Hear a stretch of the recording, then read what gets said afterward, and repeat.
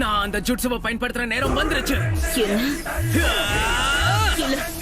இந்த ஜுட்சு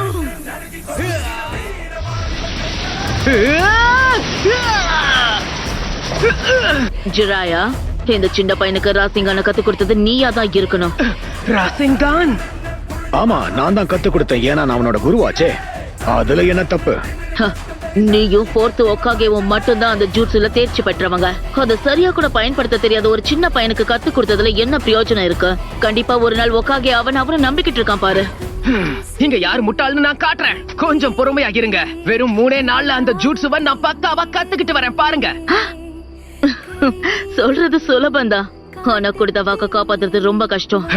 நான் எப்பவுமே கொடுத்த வாக்க மீறினதா சரித்திரமே இல்ல. கொடுத்த வாக்க மீற மாட்டேன். ஆட்டோ ஃபேன்ஸ் ஆச்சு நீங்க மறக்காம சப்ஸ்கிரைப் பண்ணிட்டு ரெட் கலர் ஹார்ட்